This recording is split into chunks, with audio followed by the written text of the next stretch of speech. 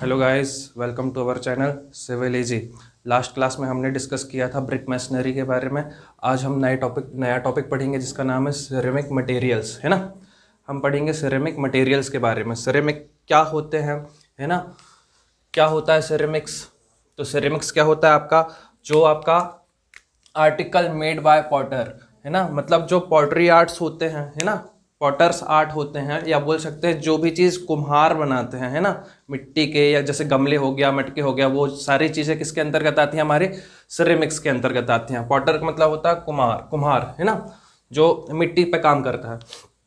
Article made by potters is known as ceramics. Ceramics product जो है, अब जो भी प्रोडक्ट बनाएगा वो सिरेमिक्स प्रोडक्ट हो जाएंगे। तो सिरेमिक प्रोडक्ट्स को हम 3 कैटेगरी में डिवाइड करते हैं। पहला हमारा क्ले प्रोडक्ट, दूसरा हमारा रिफ्रैक्टरीज, और तीसरा हमारा ग्लास। तो हमको बेसिकली पढ़ना है क्ले प्रोडक्ट के बारे में, है ना। थोड़ी सा रिफ्रैक्टरीज के बारे में भी देखेंगे और ग्लास के बारे में भी देखेंगे।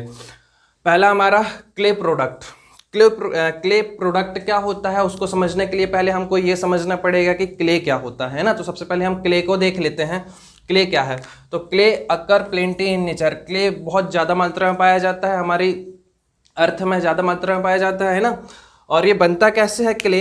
तो जब हम इग्नियस रॉक, जब हम स्टोन पढ़ेंगे तो वहाँ पे हम देखेंगे 3 तरीके की हमारे पास रॉक होती हैं, इग्नियस, सेडिमेंट्री और मेटामॉर्फिक। तो इग्नियस रॉक का जब हम केमिकल वेदरिंग कर देते हैं, ठीक है, केमिकल वेदरिंग कर देंगे इग्नियस रॉक की, तो हमको क्या मिल जाएगा? क्ले मिल जाएगा, ठीक है। क्ले मिलता कैसे है? इग्नियस रॉक का केमिकल वेदरिंग कर दिया हमने, केमिकल वेदरिंग स्टोन में समझाऊंगा, तो हमको क्या मिल जाएगा? क्ले मिल जाएगा। यहाँ तक की चीज़ क्लियर है? केमिकल वेदरिंग कर देंगे मतलब हम कुछ उस पर ऐसी रिएक्शंस करेंगे, या कुछ ऐसी रिएक्शंस होंगी, केमिकल रिएक्शंस होंगी, जिसकी वजह से जो इग्नियस रॉक है डिसइंटीग्रेट होकर किस पे चेंज हो जाएगा? हमारा क्ले में चेंज हो जाएगा, ठीक है। और इस क्ले में जो हमको क्ले मिली, क्ले में ज़्यादा मात्रा में पाया जाता है फेल्सपर। एक मिनरल होता है आपका फेल्सपर, फेल्सपर पाया जाता है क्ले में ज़्यादा मात्रा में। और फेल्सपर में भी बहुत सारे टाइप के होते हैं, तो उस पर जो मेन इंपॉर्टेंट है फेल्सपर में वो होता है ऑर्थोक्लेस फेल्सपर, ठीक है। जो आपका किस कलर का होता है? व्हाइटिश, ग्रीनिश या पिंकिश कलर का होता है। 3 कलर में पाया जाता है ये आपका ऑर्थोक्लेस फेल्सपर। ये आपका आईएमपी है ना। यही रिस्पॉन्सिबल है क्ले के प्रोडक्शन के लिए। ऑर्थोक्लेस फेल्सपर ही जो है मेनली रिस्पॉन्सिबल है क्ले के प्रोडक्शन के लिए, ठीक। तो अब यदि हम इस ऑर्थोक्लेस मिनरल्स का या ऑर्थोक्लेस फेल्सपर का डिकम्पोजिशन करते हैं तो हमको मिलता है एक मिनरल काओलिनाइट मिनरल, है ना। काओलिनाइट मिनरल, हम जब सॉइल पढ़ेंगे तो सॉइल में 3 तरीके के मिनरल्स देखते हैं हम, इलाइट, मोंटमेरिनोलाइट और कायोलाइनाइट, ठीक है। तो ये जो कायोलाइनाइट है ये किसके डिकम्पोजिशन से मिला? ऑर्थोक्लास के डिकम्पोजिशन से। ये free from iron oxide and alkalis. इसमें कायोलाइनाइट में जो है आपका एल्कलीज और आयरन ऑक्साइड नहीं पाया जाता है। यहाँ तक की चीज़ क्लियर है? ओके।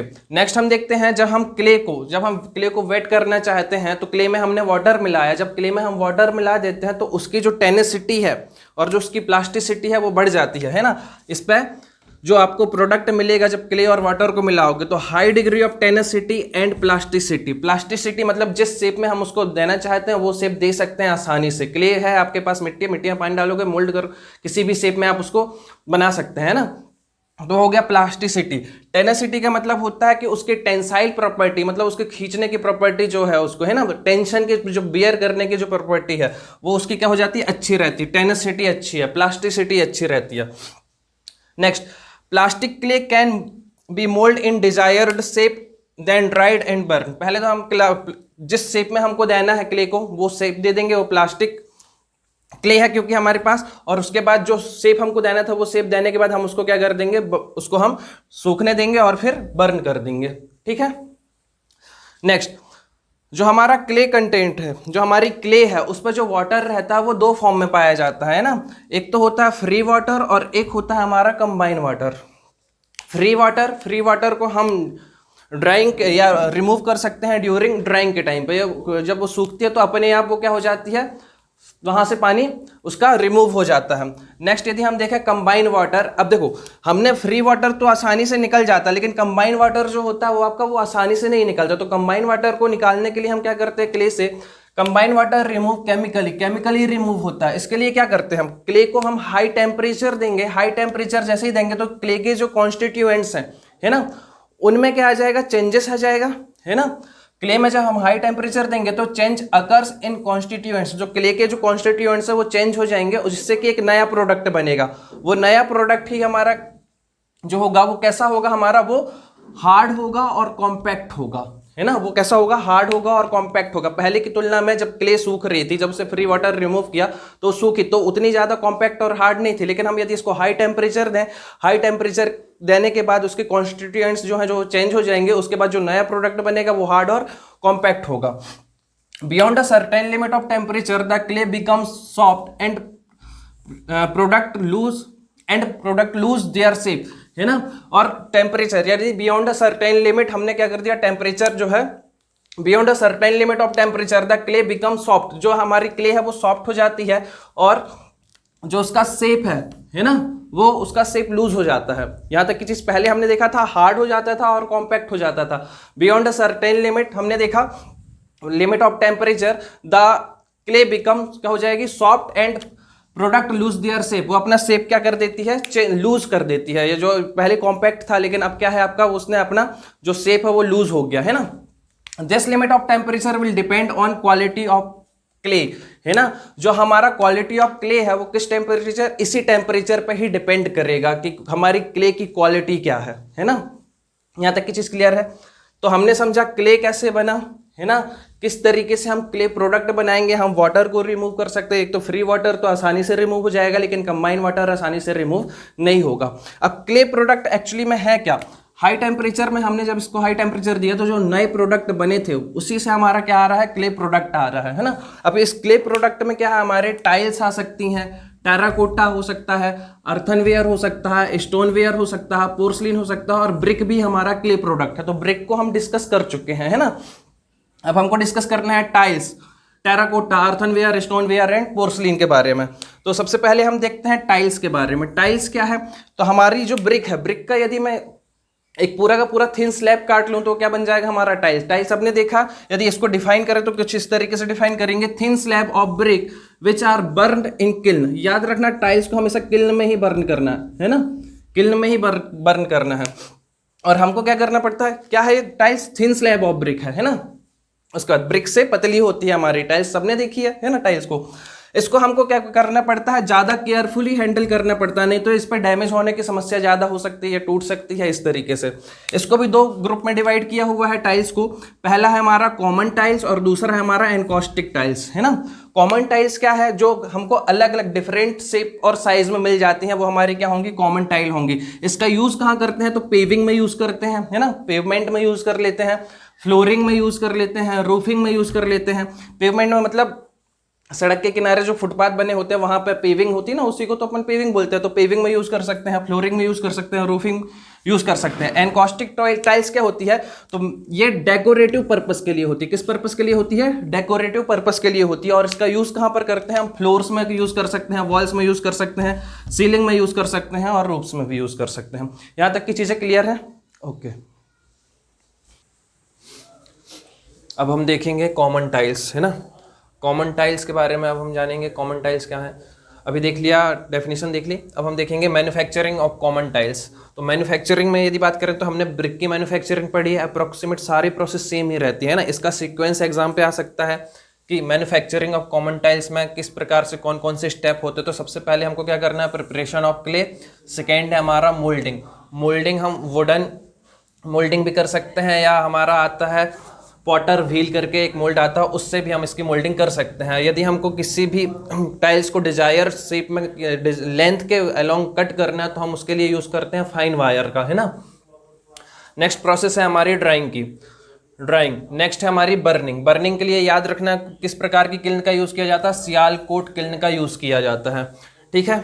तो इसका सीक्वेंस याद रखना है, preparation of clay, moulding, drawing and burning, जैसे हमारी ब्रिक्स में थी सेम वैसे ही।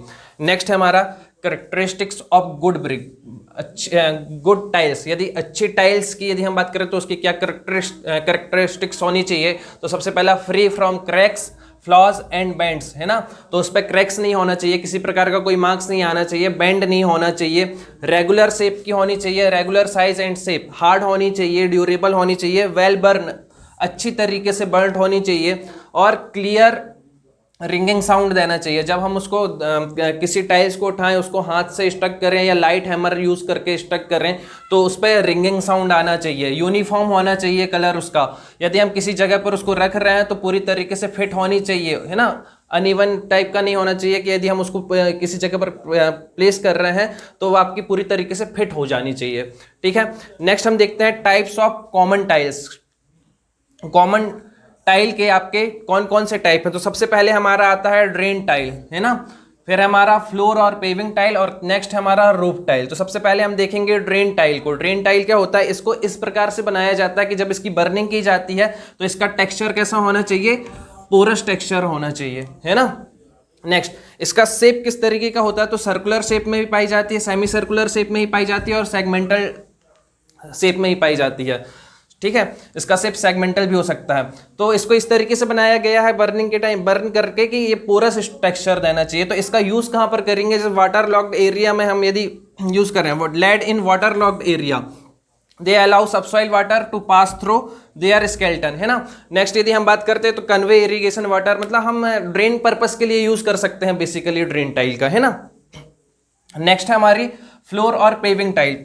फ्लोर और पेविंग टाइल की यदि हम बात करें तो ये इसका जो शेप होता है दो शेप में पाई जाती है, एक तो स्क्वायर शेप में पाई जाती है और एक हेक्सागोनल शेप में पाई जाती है ना। ये दोनों की दोनों फ्लैट टाइल्स के जैसे हैं।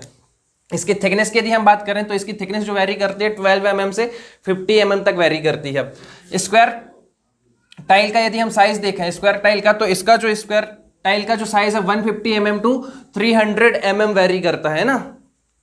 ये कैसी होती है हमारी फ्लोर टाइल, तो ये हार्ड होती है, कॉम्पैक्ट होती है और ये वियर एंड टीयर को क्या करती है, रेजिस्ट कर सकती है अच्छे तरीके से, है ना। नेक्स्ट यदि हम देखें फ्लोर टाइल का यदि थिन सेक्शन हम ले लेते हैं, फ्लोर टाइल का यदि हम थिन सेक्शन ले लेते हैं तो उसका यूज हम किसमें कर सकते हैं, सीलिंग में भी कर सकते हैं। ठीक, नेक्स्ट है हमारी रूफ टाइल। रूफ टाइल क्या है, use to covering pitched roof, है ना। जो हमारा पिच्ड रूफ है, जब हम रूफ पढ़ेंगे तो वहां पर टाइप देखेंगे, पिच्ड रूफ में कवरिंग के पर्पस पे काम आती है हमारी रूफ टाइल, है ना। डिफरेंट टाइप की रूफ टाइल पाई जाती है, जगह के हिसाब से इसके नाम भी हैं, जैसे Allahabad tile, corrugated tiles, flat tiles, Flemish tiles, Guna tiles, Mangalore tiles, pan tiles या पॉट टाइल्स।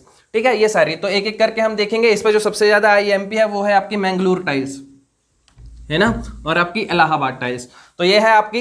नेक्स्ट है इलाहाबाद टाइल्स। सबसे पहले हम देखेंगे इलाहाबाद टाइल्स। तो इलाहाबाद टाइल्स दो सेट में पाई जाती है, एक होता है नीचे वाला पोर्शन जिसको हम अंडर टाइल बोलते हैं, और एक आपका होता है ओवर टाइल, है ना। जनरली यदि गांव में देखेंगे तो इसी तरीके का होता है, एक तो इलाहाबाद टाइल, और यदि बेटर वे में हमको चाहिए अच्छा अपीयरेंस मिले तो हम मैंगलोर टाइल का यूज करते हैं, है ना। दो सेट में पाई जाती है, एक तो नीचे लगा होता है और उन दोनों के बीच में एक इस तरीके से हाफ सर्कुलर शेप में आपका ये लगा होता है आपका अंडर टाइल, ओवर टाइल। ठीक है, तो इसको देखते हैं ये है क्या एक्चुअली में। Consist of 2 sets of tiles. ठीक है, 2 सेट्स में पाई जाती है। लोअर वन जो आपका ये वाला पोर्शन है, आपका ये वाला है ना, अंडर टाइल, इसी को हिंदी में बोल देते हैं आपका ये। तो आपका है लोअर वन, मतलब flat tile with unturned side and width reduced from 27 to 23 centimetre, है ना। यदि इसकी बात करें इसके साइज की, तो ये आपका होता है 27 टू 23 सेंटीमीटर। आगे साइड कम होता है और पीछे साइड ज्यादा होता है, कुछ इस तरीके से। यदि मैं बात करूं ये कुछ इस तरीके से होता, कुछ इस तरीके से, हल्का सा ये इस तरीके से, ठीक है, इस तरीके से। और इसके ऊपर लगी होती है आपकी ये ओवर टाइल। ठीक है, तो इसके यदि साइज की बात करते हैं तो and width reduced from 27 centimetre to 23 centimetre. यदि इसकी लेंथ की यदि बात करते हैं, इसकी लेंथ, ये वाली लेंथ, इसकी लेंथ होती है आपकी 38 सेंटीमीटर। नेक्स्ट जो हमारा है आपका ओवर टाइल। ओवर टाइल के बारे में यदि हम देखते हैं तो ओवर टाइल कैसी होती है, half round in section and tapered होती है 16.5 सेंटीमीटर टू 12 सेंटीमीटर डाया, है ना। एंड में उसका जो डाया होता है वो 16.5 सेंटीमीटर का होता है, और यदि आगे साइड इसका डाया देखेंगे तो अप्रोक्सीमेट 12 सेंटीमीटर तक चला जाता है। यहां तक की चीजें क्लियर है, समझ में आई? ओके। नेक्स्ट हमारी टाइल है कॉर्गुरेटेड टाइल। ठीक है, कॉर्गुरेटेड टाइल क्या है, जैसे हमारी कॉर्गुरेटेड सीट्स होती हैं ना कुछ इस तरीके से, कुछ इस तरीके से। ऐसे ही हमारी कॉर्गोरेटेड टाइल्स भी होती है। इसका जो साइज होता है वो कितना होता है, 40 सेंटीमीटर इंटू 35 सेंटीमीटर। ये हमारी क्विकर ड्रेनेज के काम पे आती है, रेन वाटर को जल्दी से ड्रेन आउट कर देती है। नेक्स्ट है हमारी फ्लैट टाइल। फ्लैट टाइल का स्पेसिफिकेशन दिया हुआ IS 2690/1975 पार्ट 2 पे, है ना। फ्लैट टाइल क्या होती हैं, ये ऑलमोस्ट रेक्टेंगुलर होती हैं, यूनिफॉर्म होती हैं साइज एंड शेप पे, और फ्री फ्रॉम डिस्टॉर्शन, किसी प्रकार का डिस्टॉर्शन नहीं होता, बेंड नहीं होते हैं ना, ट्विस्ट नहीं होती हैं। इसकी जो मिनिमम कंप्रेसिव स्ट्रेंथ है वो कितनी होती है, 75 kg पर सेंटीमीटर स्क्वायर। और इसकी जो मिनिमम वाटर एब्जॉर्प्शन है वो है, इसका जो मिनिमम वाटर एब्जॉर्प्शन है वो है 20%। जैसे हमारा ब्रिक का, फर्स्ट क्लास ब्रिक का 20%, सेकेंड क्लास को 22% और थर्ड क्लास को 25%, ऐसे इसका जो मिनिमम वाटर एब्जॉर्प्शन है वो कितना है हमारा 20%। नेक्स्ट है हमारा फ्लैमिश टाइल्स। फ्लैमिश टाइल में हमको याद रखना है ये एस शेप की होती हैं, और इसका साइज जो होता है वो 350 mm into 225 mm into 12 mm का होता है। इसका जो यूज है, इसका एग्जाम पे आ सकता है, फ्लैमिश टाइल का यूज कहाँ पर होता है, तो इसका यूज ओनली सेट्स वगैरह में कर सकते हैं, ठीक है। नेक्स्ट हमारा गुना टाइल्स। गुना टाइल्स क्या है, हॉलो टेपर्ड बर्न्ड क्ले, है ना। टेपर्ड होती, हॉलो टेपर्ड होती है, बर्न्ड क्ले है, टाइल है। इसका जो शेप होता है कैसा होता है, कॉनिकल शेप में पाई जाती है। इसका जो बेस डाया वो है आपका 100 mm का, और धीरे धीरे आगे जाते हुए क्या हो जाती है, नैरो हो जाती है। नैरो एंड का जो डाया होता है वो अप्रोक्सीमेट 75 mm का होता है। इसकी जो थिकनेस है, या एनुअल, जो हमको जो सामने से दिखती है एनुअल रिंग, इसकी जो थिकनेस होती है वो अप्रोक्सीमेट कितनी होती है, 6 mm की, ठीक है। ये जो एनुअल रिंग है इसका शेप डिफरेंट हो सकता है, सर्कुलर भी हो सकती है, इलिप्टिकल भी हो सकती है, और पैराबोलिक भी हो सकती है। यहाँ तक की चीज क्लियर है। नेक्स्ट है हमारा मैंगलोर टाइल। ये IMP है, ये IMP है, और लास्ट ईयर में SSC में इससे क्वेश्चन भी पूछा था। Very popular in class roofing. Class roofing के लिए बहुत पॉपुलर है। कहाँ पर पॉपुलर है, और ये साउथर्न एंड वेस्टर्न पार्ट, हमारी कंट्री का जो साउथर्न पार्ट है और वेस्टर्न पार्ट है वहां पर वेरी पॉपुलर है, ठीक है। इसको लगाने से बहुत अच्छी तरीके से आप हमको दिखता है, रूफ जो अच्छा दिखता है, और इकोनॉमिकल भी पड़ती हैं ये टाइल, है ना हमारी। पहले इसका नाम जो मैंगलोर क्यों पड़ा, क्योंकि पहले कहाँ बनती थी आपकी, मैंगलोर में बनती थी, ठीक है। इस पे इसका फीचर क्या है, मतलब हमको क्या इफेक्ट आता है जब हम मैंगलोर टाइल प्रोवाइड करते हैं, तो क्या इससे प्रॉफिट होता है हमको। बिल्ट इन इंटरलॉकिंग, है ना। इसकी जो इंटरलॉकिंग है साइड से होती है, आसानी से अरेंज कर सकते हैं। इंटरलॉकिंग अरेंजमेंट एट साइड, है ना, साइड से इसका अरेंजमेंट होता है। एक के ऊपर जब हम एक टाइल रखी और उसके बाजू में हमने एक टाइल रखी, तो इसको ओवरलैप करके इसका अरेंजमेंट इस तरीके से बनाया जाता है कि यहीं पे अच्छी तरीके से क्या हो जाती है, अटैच हो जाती है, ठीक है। साइड से अरेंजमेंट होता है इसका इंटरलॉकिंग का, अच्छी तरीके से इंटरलॉकिंग हो जाती है। नेक्स्ट सिंपल कंस्ट्रक्शन होता है इसका, मतलब हमको बोले तो हमको प्रॉपर ऐसे लेबर वर्क की जरूरत नहीं है कि मतलब हम बोल सकते हैं कि हमको आसानी से कोई भी इस चीज को कर सकता है, हमारा सिंपल कंस्ट्रक्शन होता है। इकोनॉमिकल कॉस्ट होती है इसकी, ये बता दिया मैंने। अच्छा, IS 654/1962 के हिसाब से यदि हम देखते हैं तो इसको दो पार्ट में डिवाइड किया गया है, क्लास AA और क्लास A, है ना। क्लास AA और क्लास A, यहां से लास्ट ईयर एग्जाम पे क्वेश्चन आया था कि maximum water absorption class A का कितना होता है ना। तो उस पर ऑप्शन था, उस पर ऑप्शन के हिसाब से हम उसको टिक कर लेंगे। तो हमको डायरेक्ट याद रखना मैक्सिमम वाटर एब्जॉर्प्शन कितना है क्लास AA के लिए, मैक्सिमम है, मिनिमम नहीं है। मैक्सिमम इतना ही हो सकता है, इससे ज्यादा नहीं हो सकता, है ना। मैक्सिमम वाटर एब्जॉर्प्शन 19 और क्लास A के लिए 24, यहीं से लास्ट ईयर में क्वेश्चन आया हुआ था। नेक्स्ट है हमारा minimum average breaking load. Average breaking load यदि हम बात करते हो तो इसका कितना होता है 102 kg, और इसका कितना होता है क्लास A का 82 kg।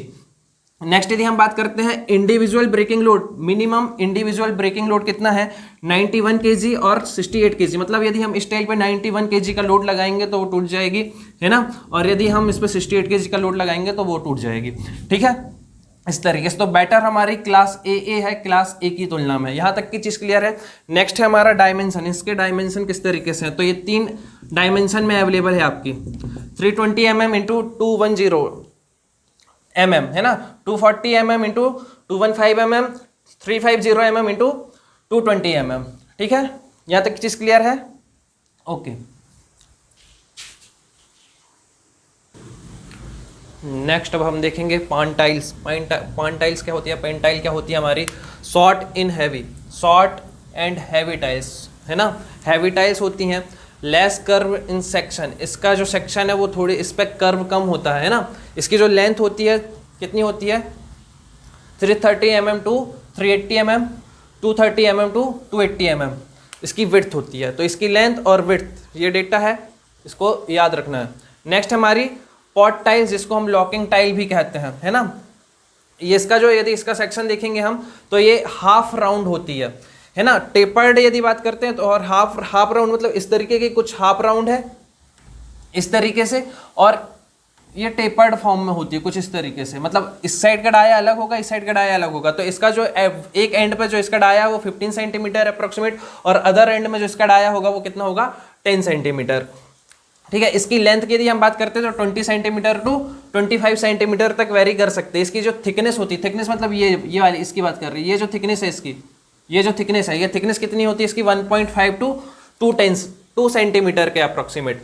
ठीक है, तो हमारी ये सारी की सारी कौन सी टाइल थी, हमारी कॉमन टाइल थी। अब हम देखेंगे नेक्स्ट हमारी जो टाइल थी एनकॉस्टिक टाइल। ये क्या है, हमारी बेटर, इससे बेटर है, मतलब देखने में अच्छी लगती है ना, क्योंकि इस पर कलरिंग मटेरियल वगैरह होते हैं, कलरिंग पिगमेंट वगैरह मिले होते हैं, तो ये देखने में अच्छी लगती है, डेकोरेटिव पर्पस के लिए इसका यूज़ करते हैं, है ना। तो ये 3 लेयर में होती है आपकी, इसको जब बनाते हैं तो 3 लेयर में बनाते हैं। पहली लेयर को हम बोलते हैं बॉडी, फिर फेस, और नेक्स्ट हमारी बेक। तो फेस में क्या होती है कि मेड ऑफ कोर्सर क्ले, मतलब हम जब इसको बनाते हैं, बॉडी को बनाते हैं, तो हम थोड़ी सी कोर्स क्ले का यूज़ करते हैं, है ना। उसके बाद यदि हम बात करते हैं फेस की, तो फेस में हम फाइन क्ले का यूज़ करते हैं, है ना। यहाँ पर कोर्सर क्ले है, यहाँ पर फाइन क्ले है, और अप्रोक्सीमेट 6 mm का कोट चढ़ाते हैं हम फाइन क्ले का फेस के लिए। बैक की यदि हम बात करते हो तो थिन कोट होता है क्ले का, है ना, थिन कोट होता है क्ले का, जो प्रिवेंट करता है किससे, वार्पिंग से। ठीक है, नेक्स्ट है, ये आपका टाइल वाला पोर्शन खत्म हो गया। नेक्स्ट टॉपिक है हमारा टेराकोटा, जो कि क्ले प्रोडक्ट है आपका, है ना। देखो हमारे पास टाइम कम रहता है, हमको ज़्यादा चीज़ें करानी रहती है, इसलिए हम ज़्यादा समझा नहीं सकते। तो आपको क्या करना है, जो लिखा हुआ यदि आपने पहले से पढ़ रखा है, क्विक रिवीजन करना है ना। क्विक रिवीजन मतलब जो डेटा लिखा उसको ज़्यादा से ज़्यादा आपको याद रखना है, क्योंकि वही एग्जाम पे आता है।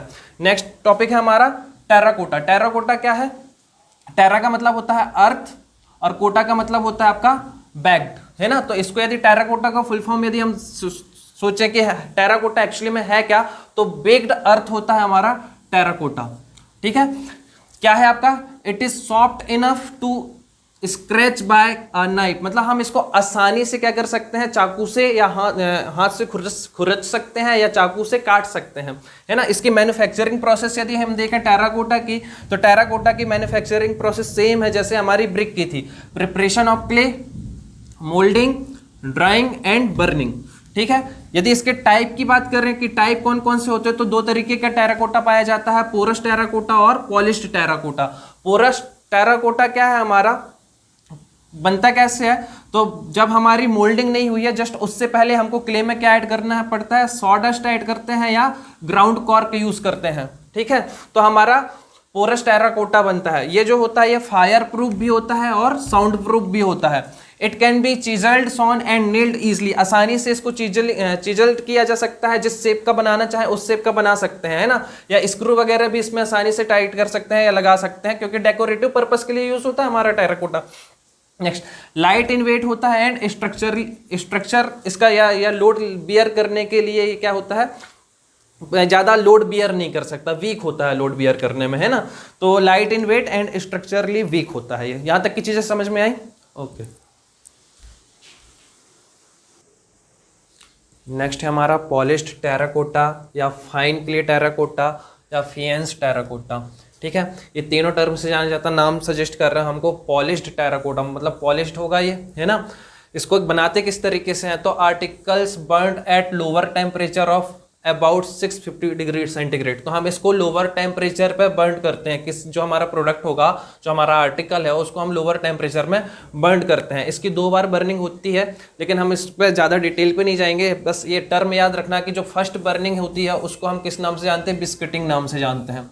ठीक है, इस पर सिर्फ इतना ही जानना है। उसके बाद यूज़ ऑफ टेराकोटा, यूजेस क्या क्या है टेराकोटा के। यदि हॉलो टेराकोटा ब्लॉक हम यूज़ कर रहे हैं, हॉलो टेराकोटा ब्लॉक यूज़ कर रहे हैं, तो इसका यूज़ कहाँ कहाँ पर होता है, ऑर्नामेंटल पर्पस के लिए यूज करते हैं, फेसिंग वर्क में यूज कर सकते हैं, आर्चेस वगैरह में यूज कर सकते हैं इसका, है ना, टेराकोटा का। नेक्स्ट यदि बिल्डिंग कंस्ट्रक्शन पे यूज कर रहे हैं तो हम कॉर्निस मैंने अभी ब्रिक में समझाया था, कॉर्निस ब्रिक उस वही पर्पस इसका। कॉर्निस में भी टेराकोटा का यूज कर सकते हैं, स्ट्रिंग कोर्स में यूज कर सकते हैं, सिल में यूज कर सकते हैं, कोपिंग इस तरीके से जो हम बनाते हैं ये कोपिंग, बेस ऑफ पिलर्स में और फायर प्लेसेस में भी हम टेराकोटा का यूज कर सकते हैं। यहां तक की चीज क्लियर है। नेक्स्ट है हमारा अर्थनवेयर। अर्थनवेयर क्या होता है, हमने टेराकोटा देख लिया, नेक्स्ट हमारा अर्थनवेयर। अर्थनवेयर क्या है हमारा, एक ऐसा आर्टिकल, इसको बनाते किस तरीके से, article prepared from clay which is burnt at low temperature. मतलब किसी भी चीज को जब हम, यदि हमको अर्थनवेयर बनाना है तो हम क्या करेंगे, लोअर टेम्परेचर में गर्म करेंगे, burnt at lower temperature and cooled slowly, और धीरे धीरे उसको ठंडा होने देंगे। ठीक है, ये बनता कैसे, तो हमने क्या किया, क्ले को ही हमको क्या करना है, बर्न करना है लोअर टेम्परेचर में और धीरे धीरे उसको क्या होना है, ठंडा होने देना है। तो इस पे क्या क्या चीज होती है एक्स्ट्रा वो देख लेते हैं। Clay plus sand plus crushed pottery, है ना, हमने इस पे क्या मिक्स कर दिया, प्रॉपर प्रोपोर्शन पे क्ले के साथ सैंड भी मिला दिया और क्रस्ट जो पोट्री है हमारी उसको हमने मिला दिया, है ना, और इसको क्या कर दिया, लोअर टेम्परेचर पे बर्न कर दिया और स्लोली ठंडा होने दिया, तो हमारा क्या बन जाएगा, अर्थनवेयर बन जाएगा। अब हमने जो यहाँ पर सैंड मिलाई है और क्रस्ट पोट्री मिलाई है, इसका क्या यूज है, ये इस प्रोडक्ट को क्या करेगा, रोक के रखेगा श्रिंकेज से। जहाँ हमारा ये प्रोडक्ट है, जहाँ हमारा बर्निंग के टाइम पे, श्रिंकेज ड्राइंग के टाइम पे क्या होने लगता है, उस पर श्रिंक होने लगता है, तो हम उस पर सैंड और क्रस्ट पोट्री मिला देते हैं, जिससे कि वो प्रिवेंट करता है किसको, श्रिंकेज को, और श्रिंकेज को प्रिवेंट करता है ड्यूरिंग जब आपकी बर्निंग और आपको ड्राइंग करना होता है उस टाइम पे। यहां तक की चीज क्लियर है, किस तरीके से बना अर्थनवेयर। इसका यूज यदि हम देखा, ये कैसा होता है, अर्थनवेयर हमारा सॉफ्ट होता है और कैसा होता है, पोरस होता है। ठीक है, यदि हमने ग्लेज्ड अर्थनवेयर, मतलब हमने अर्थनवेयर के ऊपर ग्लेजिंग कर दी है, तो वो हो जाएगा ग्लेज्ड अर्थनवेयर। ये कैसा होता है, आपका इम्परवियस टू वाटर, वाटर को अलाउ नहीं करता, या इस साइड से इस साइड, मतलब अर्थनवेयर के अंदर से बाहर जाने नहीं देता, है ना, वाटर को, इम्परवियस होता है। And not affected by acid and atmospheric agencies, तो एसिड वगैरह भी यदि है तो उससे क्या होता है, इस पे ग्लेज्ड अर्थनवेयर पे इफेक्ट नहीं पड़ता, या एटमॉस्फेरिक एजेंसी कोई भी इफेक्ट नहीं कर सकती, है ना। इसका यूज कहां पर होता है अर्थनवेयर का, तो ऑर्डिनरी ड्रेन पाइप बनाने में इसका यूज होता है, पार्टीशन ब्लॉक बनाने में यूज होता है, इलेक्ट्रिक केबल कंड्यूट्स बनाने में यूज होता है। कंड्यूट्स भी एक तरीके का पाइप ही है ना, इलेक्ट्रिक केबल कंड्यूट्स। ठीक है, तो इन जगह पे हमारा अर्थनवेयर काम पे आता है। नेक्स्ट इसी के जैसे अर्थनवेयर के जैसे ही हमारा स्टोनवेयर। स्टोनवेयर क्या होता है, कैसे बनता है, ये रिफ्रैक्टरी क्ले से बनता है। रिफ्रैक्टरी जहां भी टर्म आएगा वहां हमको समझ जाना है कि हाई टेम्परेचर को रेजिस्ट कर सकता है ना। प्रिपेयर्ड फ्रॉम रिफ्रैक्टरी क्ले, इस पे क्या होता है, यहां पर हमने अर्थनवेयर पर सैंड यूज किया हुआ था, यहां पर हम स्टोन यूज कर रहे हैं, है ना, clay plus stone plus crushed pottery, same process है, बस यहां पर हमने सैंड की जगह क्या ले लिया है, स्टोन ले लिया। बर्न्ट एट हाई टेम्परेचर, हम हाई टेम्परेचर में इसको गर्म कर रहे हैं और धीरे धीरे इसको ठंडा होने दे रहे हैं, जबकि यहां पर क्या था, हमने इसको लो टेम्परेचर में गर्म किया था और धीरे धीरे ठंडा होने दिया था, क्योंकि यहां पर हमारी रिफ्रैक्टरी क्ले यूज हो रही है, तो हाई टेम्परेचर को रेजिस्ट कर सकती है, तो हमारा क्या बन जाएगा, स्टोनवेयर बन जाएगा। ये ज्यादा कॉम्पैक्ट होता है और डेंस होता है ना। जब इस पे जो साउंड आता है, क्लियर रिंगिंग साउंड आता है हमारा, जैसे हमारा ब्रिक में हमारा मेटेलिक साउंड आता था, ऐसे इस पे और रिंगिंग साउंड आता था, वैसे स्टोनवेयर में भी हमारा कैसा साउंड आता है, रिंगिंग साउंड आता है। यूज कहां कहां पर होता है, तो सैनिटरी वर्क के लिए हमारे ये यूज होता है, जैसे हमारा वॉश बेसिन इसी से बनते हैं, वाटर क्लोजेट इसी से बनता है, सीवर पाइप इसी से बनता है, गली ट्रैप वगैरह, ग्लेज टाइल, ये सारी चीजें हमारी किससे बनती है, स्टोनवेयर से बनती है। यहां तक की चीजें समझ में है। नेक्स्ट हमारा क्ले प्रोडक्ट है पोर्सलिन, है ना। पोर्सलिन क्या है, it is fine earthenware. Earthenware हमने पढ़ा था, fine earthenware which is white thin and semi transparent, है ना। एक प्रकार का ये अर्थनवेयर ही है, लेकिन फाइन अर्थनवेयर है, जो कि हमारा वाइट कलर में होता है, थिन होता है और सेमी ट्रांसपेरेंट होता है। ये बनता कैसे है, किस प्रकार से बनता है, तो इसमें क्या क्या चीजें होता है, prepare from clay, feldspar, quartz and minerals. इसमें क्या होता है, क्ले में तो आपका फेल्सपर वैसे ही होता है, क्वार्ट्ज भी साथ में होता है और मिनरल्स भी होता है। इन सबको मिलाने से हमारा क्या बनता है, पोर्सलिन बनता है हमारा। यदि मैं बात करूं पोर्सलिन का जो कलर, मतलब पोर्सलिन एक प्रकार से हमारा अर्थनवेयर ही है, लेकिन हम यहाँ पर यूज कर रहे हैं फाइन अर्थनवेयर का। ठीक है, इसका जो कलर होता है वाइट होता है, है ना, इसलिए इसको कई बार वाइट वेयर भी कहते हैं पोर्सलिन को। ये दो तरीके का होता है, एक हमारा लो वोल्टेज पोर्सलिन होता है और एक हमारा होता है हाई वोल्टेज पोर्सलिन, है ना। लो वोल्टेज पोर्सलिन की यदि हम बात करते हैं तो किस प्रोसेस से बनाया जाता है, ये ड्राई प्रोसेस से बनाया जाता है, और हमारा हाई वोल्टेज पोर्सलिन हमारा वेट प्रोसेस से बनाया जाता है। यदि मैं लो वोल्टेज पोर्सलिन की यदि बात करूं, इसका यूज कहां पर होता है, स्विच ब्लॉक्स बनाने में, इंसुलेटिंग ट्यूब बनाने में, या लैंप सॉकेट बनाने में, इन सारी जगहों पे हम लो वोल्टेज पोर्सलिन का यूज करते हैं। हाई वोल्टेज पोर्सलिन की यदि हम बात करते हैं तो इसका जैसे कौन कौन से होते हैं हाई वोल्टेज पोर्सलिन पे, कार्बन एंड ग्रेफाइट हमारे हाई वोल्टेज पोर्सलिन होते हैं, कार्बन ब्रिक भी होती है हमारी, स्टेटिक पोर्सलिन हो गया हमारा, जिक्रोन पोर्सलिन हो गया, और कॉर्डियरिट पोर्सलिन हो गया। ये सारे के सारे हाई वोल्टेज पोर्सलिन के क्या है, टाइप हैं, ठीक है। इस पे हमको याद रखना है carbon and graphite porcelain, carbon brick porcelain, static porcelain और जिक्रोन पोर्सलिन। नेक्स्ट टर्म है हमारा पोर्सलिन फिनिश हो गया हमारा क्ले प्रोडक्ट में। नेक्स्ट हमारा क्ले प्रोडक्ट है, इस बात करते हैं हमारा नेक्स्ट टर्म है हमारा ग्लेजिंग, जिसको हमको पढ़ना है, ठीक है।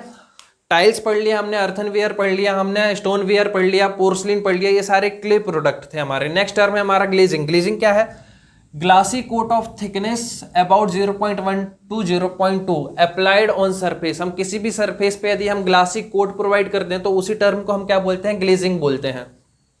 And then fused into placed by burning at high temperature. High temperature में क्या कर देते हैं उसको, उसके बाद कोटिंग करने के बाद बर्न करते हैं, ठीक है। इसका पर्पस क्या है एक्चुअली में ग्लेजिंग का, इंप्रूव अपीयरेंस, है ना, अच्छा देखे, ड्यूरेबल हो, इम्परवियस हो जाता है, इम्परवियस हो जाएगा तो एसिड अटैक का खतरा हमारा कम हो जाएगा, एटमॉस्फेरिक एजेंसी से खतरा हमारा कम हो जाएगा। डेकोरेटिव इफेक्ट, है ना, अच्छा बहुत शानदार दिखने लगता है और स्मूथ हो जाती है हमारी सरफेस, है ना, इसलिए हम ग्लेजिंग को यूज करते हैं, मतलब परत चढ़ा देना एक, है ना, ग्लेज्ड कर देना। उसके बाद हम बात करते हैं इसकी कौन कौन सी मेथड होती है, तो इसकी दो मेथड होती है, एक ट्रांसपेरेंट ग्लेजिंग होता है और एक होता है ओपेक्यू ग्लेजिंग, ठीक है। ट्रांसपेरेंट जो होता है ग्लास के जैसे और ओपेक्यू जो होता है एनिमल जैसे हमारा।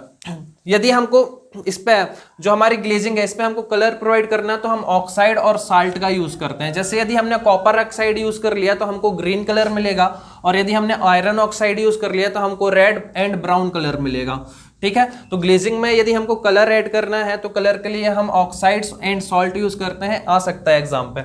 सबसे पहले हम देख लेते हैं ट्रांसपेरेंट ग्लेजिंग। ट्रांसपेरेंट ग्लेजिंग भी हमारी दो प्रकार की होती है, एक हमारी होती है सॉल्ट ग्लेजिंग और एक हमारी होती है लेड ग्लेजिंग। इस पे हम ज्यादा डिटेल पे नहीं जाएंगे, सिर्फ इतना याद रखना हमको सॉल्ट ग्लेजिंग में कि इस पे हम यूज करते हैं सोडियम क्लोराइड का।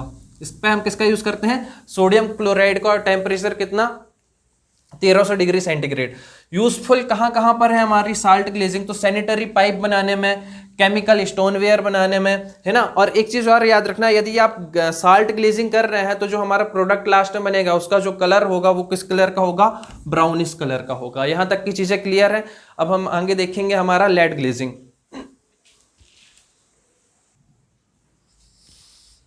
अब हम देखेंगे लेड ग्लेजिंग में better quality than salt glazing. Salt glazing से अच्छी क्वालिटी होती है हमारी लेड ग्लेजिंग में, है ना।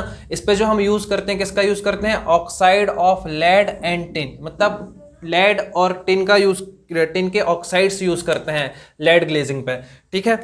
इसका लेड ग्लेजिंग का यूज कहां पर किया जाता है, तो इसका यूज किया जाता है फॉर टेराकोटा। टेराकोटा में लेड ग्लेजिंग की जाती है। फायर क्ले वेयर्स हो गए हमारे, अर्थन वेयर्स हो गए, ये सारे जैसे हमने फायर क्ले वेयर्स में देखा था हमारा पॉलिश्ड टाइप का जो होता है हमारा, एक पोरस होता है और एक हमारा पॉलिश्ड होता है। पॉलिश्ड को ही हम क्या बोलते हैं, फायर क्ले वेयर बोलते हैं ना।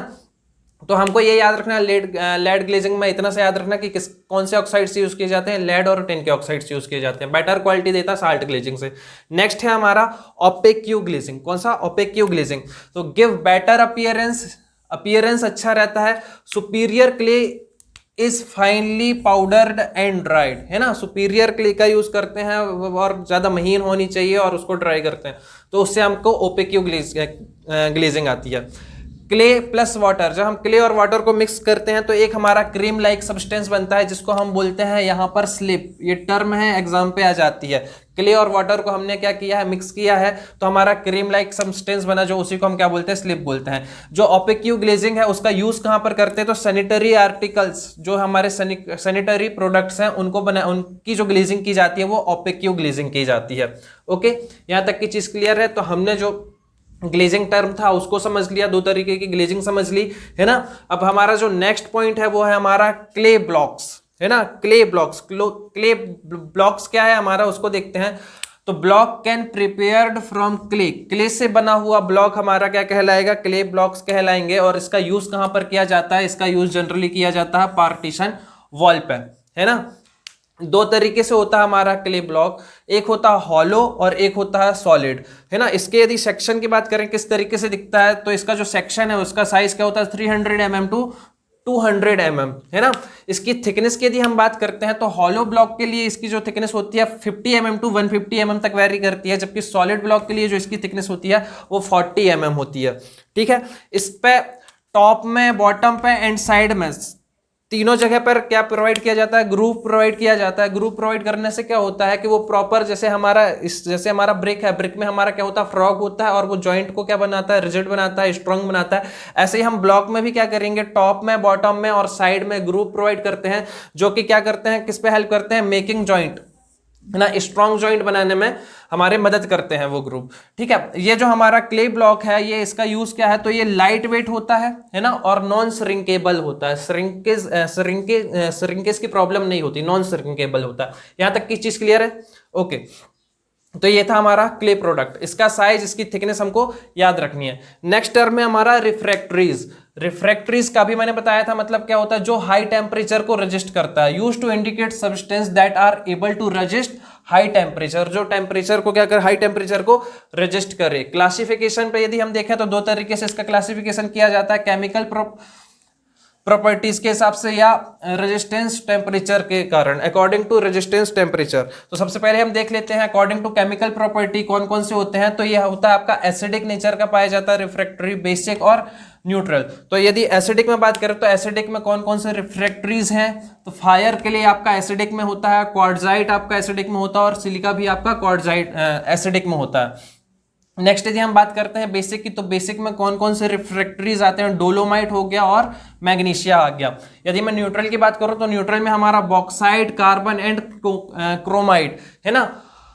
फॉस्फेराइड भी हमारा न्यूट्रल में आता है। नेक्स्ट यदि हम बात करते हैं हमारा according to resistance temperature, temperature resist करने के हिसाब से यदि हम देखें तो दो तरीके के हमारे रिफ्रैक्टरीज होते हैं, low quality refractories and high quality refractories. यदि मैं लो क्वालिटी रिफ्रैक्टरीज की बात करूं तो ऐसे मटेरियल जिनका melting point more than 1580 degree centigrade से क्या हो ज्यादा हो, मतलब ऐसे मटेरियल जिनका मेल्टिंग पॉइंट 1580 डिग्री सेंटीग्रेड से ज्यादा होगा, वो कैसे होंगे, लो क्वालिटी रिफ्रैक्टरीज। यदि मैं हाई क्वालिटी रिफ्रैक्टरीज की यदि बात करता हूं तो ऐसे मटेरियल जो हाई टेम्परेचर, मतलब इससे भी ज्यादा, मतलब ये तो अप्रोक्सीमेट 1600 डिग्री सेंटीग्रेड में मेल्ट हो जाएंगे, लेकिन ये जो है हाई क्वालिटी जो है ये आपके और ज्यादा टेम्परेचर को रेजिस्ट कर सकते हैं। Material stable even at high temperature.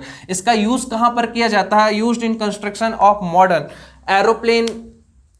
Aeroplane, rocket या जेट्स बनाने में हम किस टाइप के रिफ्रैक्टरीज का यूज कर रहे हैं, हाई क्वालिटी रिफ्रैक्टरीज का यूज कर रहे हैं। मेरे ख्याल से सारी चीज़ें समझ में आई होंगी। मैं जितना पॉसिबल है, जितना फास्ट में करा सकता हूँ उतना फास्ट मैंने करा दिया है। अब आपको क्या करना है, जो इस पे से जो भी क्वेश्चन है आप लगा सकते हैं, और यदि कोई प्रॉब्लम, यदि यहाँ कहीं पे कोई टर्म समझ में नहीं आई है तो आप उसको कमेंट सेक्शन में ज़रूर लिखो, मैं आपको उसका वीडियो बना के फिर से समझा दूंगा। ठीक है, तो यदि ये सारी चीज़ें समझ में आ रही है तो चैनल को लाइक करना है, शेयर करना है और सब्सक्राइब करना है। Thank you.